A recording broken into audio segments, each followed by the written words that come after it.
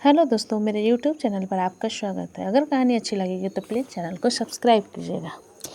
रागिनी और आरव की मुलाकात तब हुई जब दोनों ने कॉलेज में कदम रखा था। वो वक्त ऐसा था जब जिंदगी में नई उमंगें और नए सपने दोनों के लिए थे। रागिनी एक सदा और शांति पसंद करने वाली लड़की थी, जबकि आरव हमेशा से ही जीवन को खुलकर जीने में यकीन रखता था। उनकी मुलाकातें धीरे धीरे दोस्ती में बदली और फिर वो दोस्ती प्यार में तब्दील हो गई। कॉलेज के 4 साल उन्होंने साथ बिताए। उन 4 सालों में न जाने कितनी यादें बनी। दोनों के साथ में पढ़ाई की, साथ में घूमे फिरे और अपने सपनों के बारे में बातें की। वो दोनों एक दूसरे के बिना कुछ भी सोच नहीं सकते थे। ऐसा लगता था कि उनकी कहानी हमेशा के लिए। कॉलेज के बाद आरव को एक बड़ी कंपनी से नौकरी का ऑफर मिला। ये मौका उसके करियर के लिए बहुत महत्वपूर्ण था, लेकिन इसमें एक शर्त थी। उसे विदेश में जाकर काम करना था और ये कम से कम 2 साल का अनुबंध था। रागिनी के लिए ये खबर एक खुशी और एक दुख दोनों लेकर आई।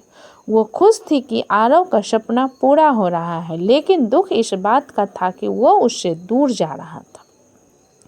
आरव ने उसे समझाया कि ये सिर्फ कुछ समय की बात है और फिर वो वापस लौटेगा।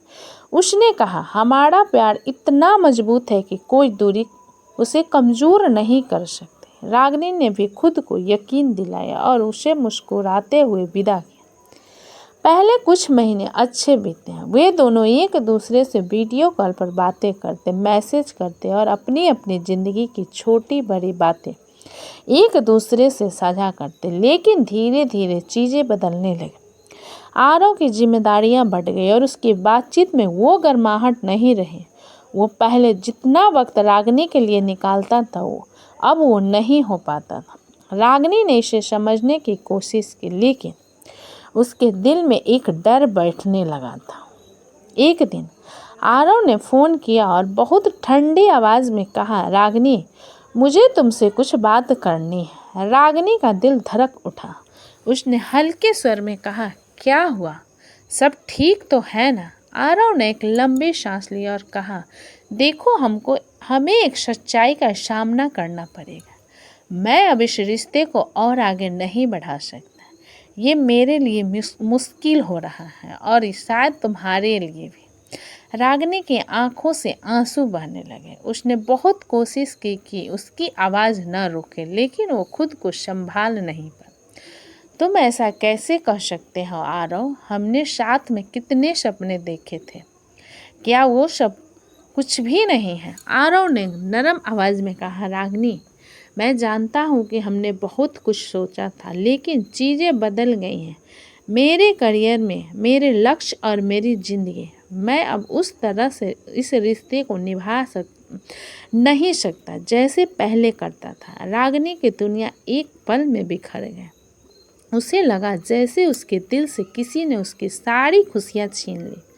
उसने आरव से बहुत बार बात करने की कोशिश की, उसे समझाने की कोशिश की, लेकिन आरव का मन अब बदल चुका था। उसने एक कठोर निर्णय ले लिया था और रागिनी उसे रोक नहीं पाई। आरव के जाने के बाद रागिनी टूट गई। वो दिन रात उसके बारे में सोचती, उसकी यादों में खोई रहती। उसने खुद को अकेलेपन के घेरे में बंद कर लिया। उसकी हंसी कहीं खो गई थी और जिंदगी एक सूनेपन में बदल गई थी। पर वक्त के साथ उसने महसूस किया को इस तरह खुद को बर्बाद नहीं कर सकती।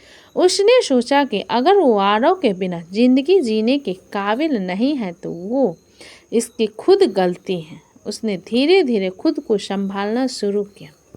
रागिनी ने अपने करियर पर ध्यान देना शुरू किया। उसने अपने सपनों को नए सिरे से संजोया। उसने महसूस किया कि जिंदगी में एक व्यक्ति से ज़्यादा महत्वपूर्ण खुद की खुशियाँ और आत्मसम्मान है।